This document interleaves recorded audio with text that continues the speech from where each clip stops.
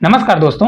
तो RRB LP का जिस प्रकार का क्वेश्चन आ रहा है सेम टू सेम पूरा पेपर का निचोड़ आपको कराने वाले हैं। जैसा क्वेश्चन आपसे पूछा जा रहा है अगर क्लास करके जाते हैं तो 100% पूरे क्वेश्चन सभी बच्चों से बन रहा है डेली के डेली। देखिए पहला क्वेश्चन है, यदि 6 अंकों की संख्या 13x 4/8 है और 44 से विभाज्य है तो x प्लस y का न्यूनतम मान ज्ञात करें। देखिए मैंने बताया हुआ है कभी भी ऐसा क्वेश्चन आता है 44 किससे मिलकर बना है, 11 और 4 से मिलकर बना है।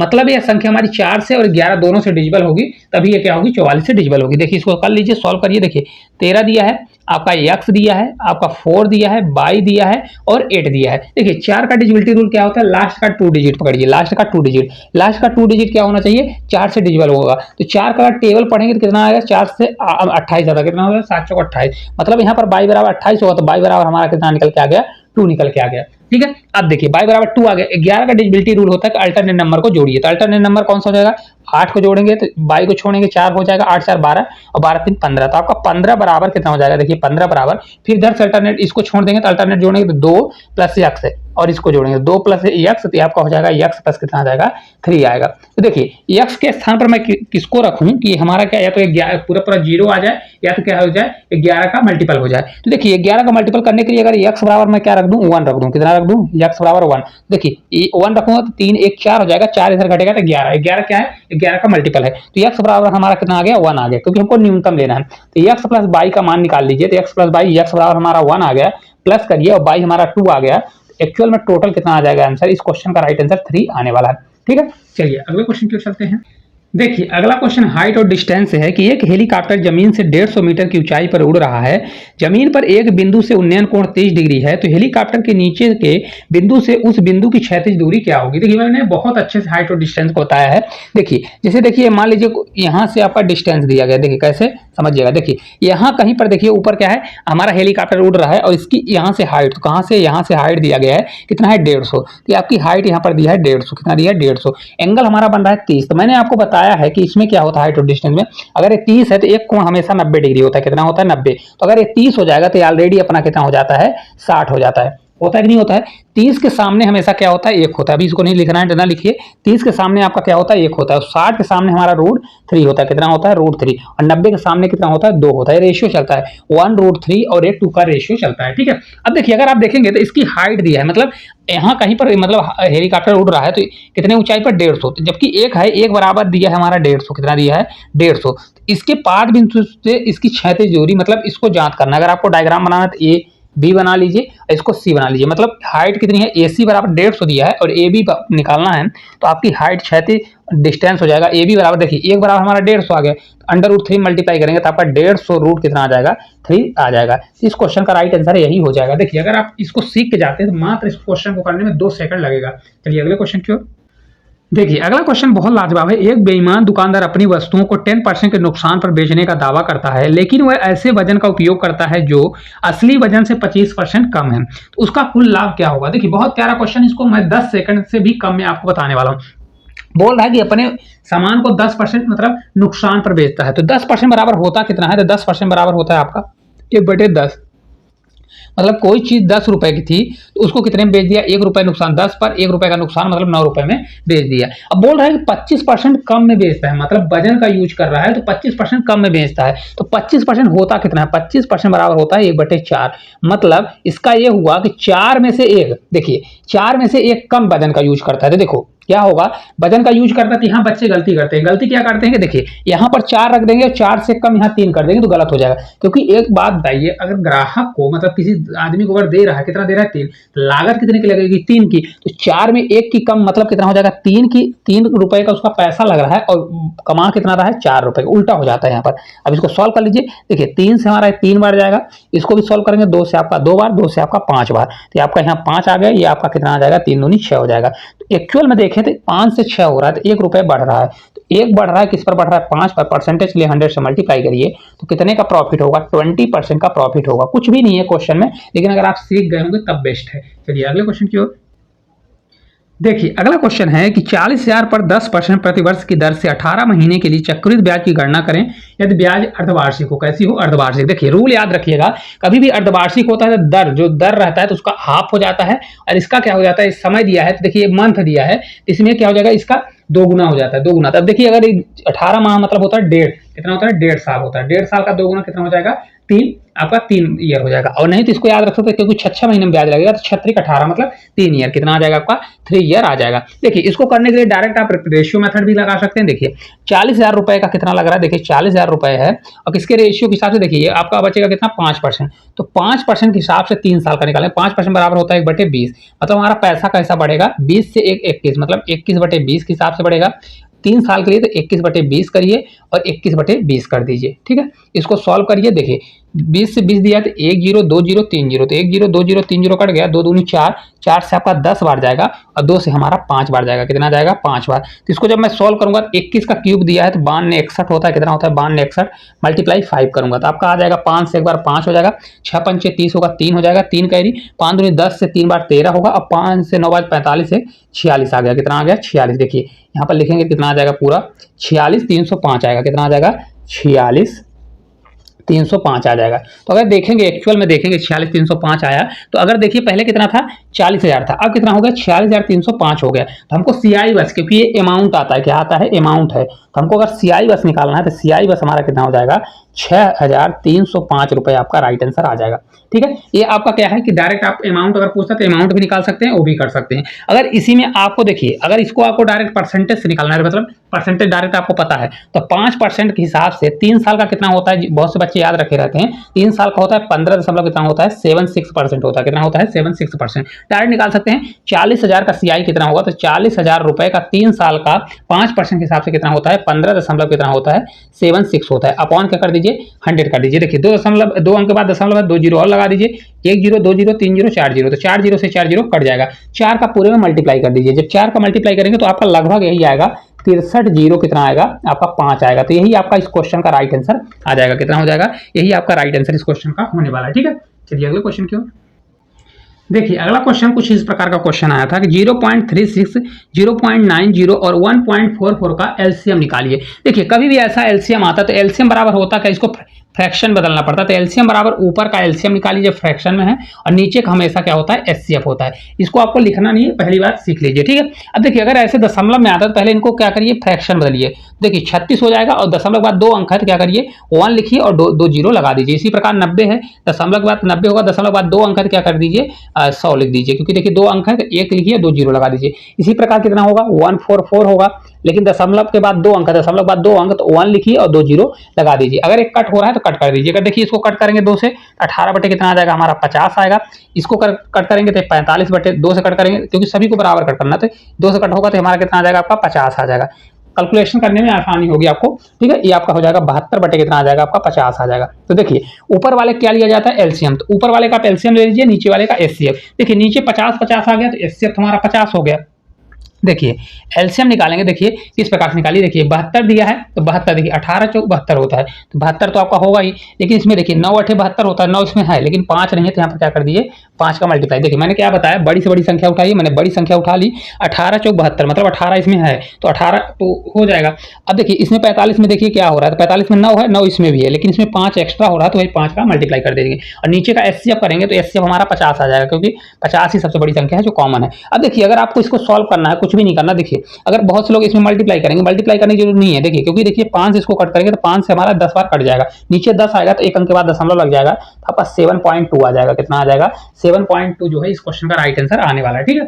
चलिए अगले क्वेश्चन की ओर देखिए। अगला क्वेश्चन है कि ए और बी मिलकर एक काम को 15 दिनों में पूरा कर सकते हैं, यदि ए अकेले उस काम को 40 दिनों में, बी अकेले उस काम का 5 गुना काम करने में कितना समय लगेगा। देखिए बहुत प्यारा क्वेश्चन है, इसको देखिए शॉर्ट में कैसे करना है मैं वो भी बताऊंगा। देखिए पेपर अगर आपको निकालना है तो शॉर्ट सीख के जाइएगा। देखिए ए प्लस बी दोनों मिलकर 15 दिन में, ए अकेले 40 दिन में। देखिए पहला तो मेथड है कि इन दोनों का एलसीएम ले लीजिए, एलसीएम हमारा जाएगा 120, 15 से कितना बार जाएगा आपका 8 बार जाएगा और ये 40 से कितना बार जाएगा तो 4 से 3 बार जाएगा। मतलब ए अकेले 3 काम करता है, ए दोनों मिलकर कितना काम करते हैं 8 काम करते हैं। तो अगर ए 3 काम करता है तो बी कितना करता होगा, क्योंकि दोनों का मिलाकर 8 है तो ए बी कितना करता होगा 5 काम करता होगा। तो देखिए बी अकेले काम को कितने दिन में करेगा, तो भाई टोटल 120 काम है और उसका कितना काम करेगा भाई 5 की स्पीड से करेगा और 5 गुना करना है तो 5 का मल्टीप्लाई करेंगे तो आपका डायरेक्ट 120 आ जाएगा। कितना आएगा 120 आपका आंसर हो जाएगा। तो ये तो पूरा प्रॉपर मेथड हो गया क्योंकि ये बच्चे सबको सभी ये सीखे हुए रहते हैं। लेकिन इसको आपको डायरेक्ट कैसे करना है, कभी भी अगर a प्लस बी मतलब दोनों का कार्य दिया हो और एक का कार्य दिया हो और दूसरे का पूछ रहा है मतलब बी का पूछ रहा है तो हमेशा क्या करिए a मल्टीप्लाई बी करिए, मतलब इन दोनों का मल्टीप्लाई कर दीजिए। ठीक है, ये इसको पूरे को मैं मान रहा हूँ तो इन दोनों का मल्टीप्लाई करिए, ऐसा होगा a प्लस बी होगा और मल्टीप्लाई क्या हो जाएगा आपका a होगा। ठीक है, और अपॉन क्या हो जाएगा, इन दोनों को घटा दीजिए, इन दोनों को घटा दीजिए मतलब a प्लस बी माइनस ए कर दीजिए। ठीक है, देखिए आपका डायरेक्ट आ जाएगा a प्लस बी कितना है, तो यहाँ पर 15 मल्टीप्लाई कितना कर दीजिए 40 कर दीजिए और दोनों का डिफरेंस लीजिए तो देखिए 15 और 5 20 हो जाएगा, मतलब आपका 25 आ जाएगा। इसको सॉल्व करिए, 5 से आपका 3 बार जाएगा, 5 से आपका 5 बार, 5 से आपका 8 बार, 5 8 40, तो 8 3 कितना हो जाएगा 24 होगा। लेकिन ये देखिए पूरा काम आ गया क्योंकि इसका पूछा क्या था 5 गुना, तो 1 गुना दिया है तो अगर इसका 5 गुना कराएंगे तो 5 से मल्टीप्लाई करेंगे तो 24 पंचे कितना होता है तो आपका 120 आ जाएगा। यही आपका राइट आंसर होगा।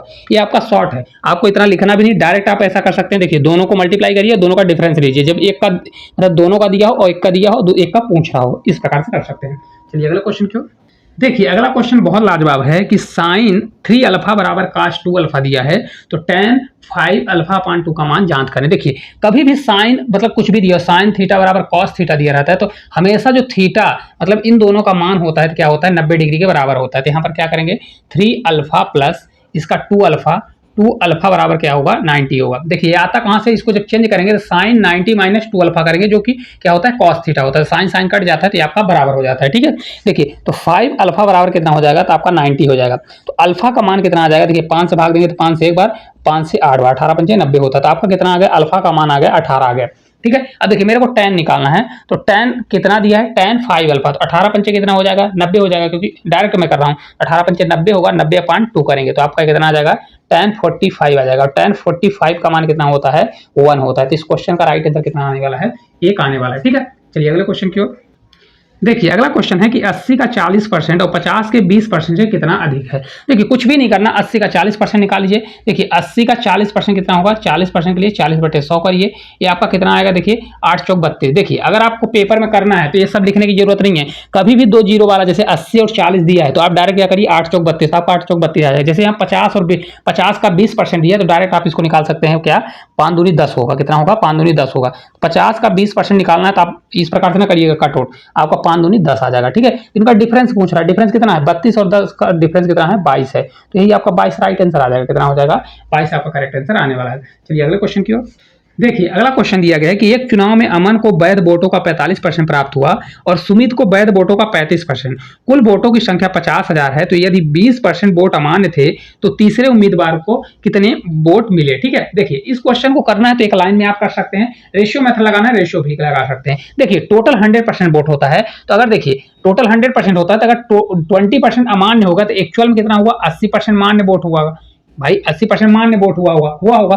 अब देखिए ये टोटल 100% इसको हम मानते हैं तो अगर इसको सुमित को 35% मिला, इसको 45 मिला तो 100 में इन दोनों को जोड़ेंगे, देखिए 45 5 कितना हो जाएगा आपका 50 30 80, तो मतलब जो तीसरा रहा होगा उसको कितना मिला होगा 20% मिला होगा। अब देखिए कैसे इसको एक लाइन में करेंगे, भाई टोटल 50,000 वोट था, कितना था 50,000 टोटल वोट था। ठीक है, उसमें से 20% अमान्य हो गया तो उसको 80% मान्य हुआ क्योंकि ये मान्य वोट है तो 80% इसका निकाल दीजिए। ठीक है, 80%, ये 80% मान्य वोटों का ही तीसरे को 20% मिला है तो उसका 20% कर दीजिए बस, और कुछ भी नहीं है। इसको कट कर दीजिए, देखिए 4 जीरो है तो 1 2 3 4 जीरो से हमारा 4 जीरो कट जाएगा। अब इसको सॉल्व करिए, देखिए किस पर 8 दूनी 16 16 पंचे 80, तो आपका 8000 इस क्वेश्चन का राइट आंसर आ जाएगा। देखिए पेन कॉपी भी चलाने की आपको जरूरत नहीं पड़ेगी, ये आपको मैंने बेसिक बताया नहीं तो आपको डायरेक्ट क्या करना है, देखिए 35 से 45 से कितना आ जाएगा हमारा 20 आ जाएगा। ये 20% अमान्य है तो 80% होगा तो 5000 का 80 निकालिए फिर उसका 20% कर दीजिए, डायरेक्ट आंसर आ जाएगा। चलिए अगले क्वेश्चन की ओर।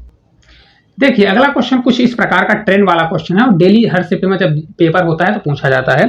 एक ही दिशा में 54 किलोमीटर प्रति घंटा और 36 किलोमीटर प्रति घंटा की गति से चल रही 2 ट्रेनें एक दूसरे को 80 सेकंड में पूरी तरह पार करती हैं, तो यदि पहली ट्रेन की लंबाई 150 मीटर है तो दूसरी ट्रेन की लंबाई क्या होगी। देखिए कभी भी ऐसा क्वेश्चन आता है तो इसमें 2 कंडीशन बनती है, एक क्या होती है, एक ट्रेन एक समान दिशा में चलती है और एक क्या होती है विपरीत दिशा में, वहां पर रिलेटिव स्पीड लगता है। देखिए तो ट्रेन जब समान दिशा में चल रही है तो रिलेटिव स्पीड क्या होगी घटेगी और जब विपरीत दिशा में होती है तो जुड़ती है। देखिए समान दिशा में चल रहे हैं तो 36 36 है, ये 54 है, इन दोनों का क्या हो जाएगा, घट जाएगा। तो 18 दूना 36, 18 3 54, रिलेटिव स्पीड कितनी हो जाएगी, 18 किलोमीटर। देखिए अगर आपसे देखिए यहाँ पर स्टेप बढ़ाना तो क्या करिए, 54 में फिर 36 लिखिए, 54 माइनस 36 करिए, फिर घटाइए तो आपका 18 आएगा। अगर डायरेक्ट करना है तो इस प्रकार से कर सकते हैं। अब देखिए पहली ट्रेन की लंबाई इतनी दी है, तो डिस्टेंस क्या होगा, डिस्टेंस बराबर होता है स्पीड मल्टीप्लाई टाइम होता है। अब देखिए क्या होता है, कभी भी जब ट्रेन एक दूसरे को क्रॉस करती हैं, मतलब एक दूसरे को क्रॉस करती हैं, वहां दोनों ट्रेन की खुद की लंबाई होती है। डिस्टेंस जो होगा दोनों ट्रेन की लंबाई होगा। तो स्पीड हम निकाल भाई, डिस्टेंस निकालेंगे, स्पीड कितनी आएगी, 18 किलोमीटर दिया है, ये सेकंड में टाइम दिया है, इसको सेकंड बदलने के, मीटर पर सेकंड बदलने के लिए 5/18 से मल्टीप्लाई करूंगा। और मल्टीप्लाई कितना समय लग रहा है, समय हमारा 80 है, तो 80 से मल्टीप्लाई 18 से 18 कट जाएगा, 8 पंचे कितना हो जाएगा, 40, तो आपका 400 मीटर आ जाएगा। तो टोटल डिस्टेंस कितना है, 400 मीटर, जिसमें से पहली ट्रेन कितनी है, अगर 150 मीटर की है, तो दूसरी ट्रेन कितनी हो जाएगी, दूसरी ट्रेन की जो लंबाई है 400 में आप 150 घटा देंगे तो आपका 250 इस क्वेश्चन का राइट आंसर आ जाएगा। कितना होगा, 250 मीटर है। कितना है, दूसरी ट्रेन की लंबाई कितनी है, 250 मीटर है। बहुत अच्छे से सीख के जाइएगा क्योंकि ये क्वेश्चन डेली आ रहा है। चलिए अगले क्वेश्चन की ओर देखिए। अगला क्वेश्चन है कि एक दुकानदार को किसी वस्तु पर क्या अंकित मूल्य अंकित करनी चाहिए जिसकी लागत उसे 270 रुपए पड़ती है, मतलब उसकी कॉस्ट प्राइस 270 रुपए दिया गया है, उस पर 10% छूट देने के बाद भी उसको 20% का लाभ होता है। देखिए इस क्वेश्चन को आप देखिए सीपी और एमपी का आप रेशियो भी निकाल के कर सकते हैं, लेकिन मैं आपको बेस्ट तरीका बताने वाला हूं कि एक लाइन में कैसे करेंगे। देखिए भाई सीपी उसका कितना है, 270 रुपए, कितना रहा है, 270 रुपए।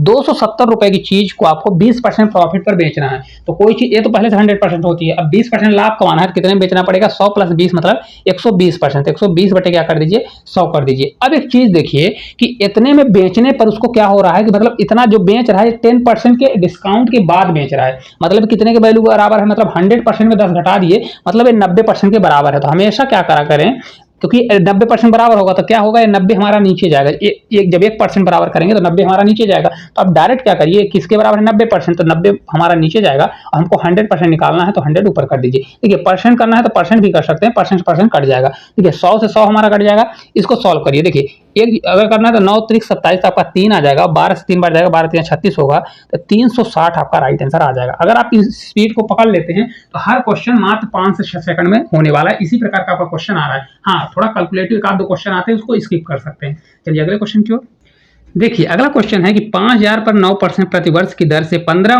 मार्च 2024 से 27 मार्च 2024 की अवधि के लिए साधारण ब्याज क्या होगा। देखिए ये क्वेश्चन थोड़ा कैलकुलेटिव है, लेकिन अगर आप सीख के जाते हैं तो बहुत तेजी से आपका कैलकुलेशन होने वाला है। देखिए ये क्वेश्चन डायरेक्ट देता है और डायरेक्ट वैल्यू कटती है। देखिए क्या है, 15 मार्च से लेना है, तो मैंने आपको बताया कि सबसे पहले इसको चेक करा करके भाई लीप ईयर है कौन सा है, सामान्य ईयर है। देखिए 2024 है, 24 में 4 का भाग देंगे तो चला जाएगा, मतलब ये लीप ईयर है। लेकिन देखिए 15 मार्च से काउंट हो रहा है, मतलब फरवरी निकल गया है। तो जब फरवरी निकल गया, क्योंकि जब लीप ईयर होता है तो फरवरी का दिन तो ज्यादा बड़ा होता है भाई, 29 दिन का हो जाता है। फरवरी निकल गया मतलब इससे हमको कोई मतलब नहीं है। देखिए 15 मार्च बचा, तो मार्च कितना होता है, 31 दिन का, 15 घटा देंगे तो आपका 16 आ जाएगा, दिन निकालेंगे 16 दिन आ गया।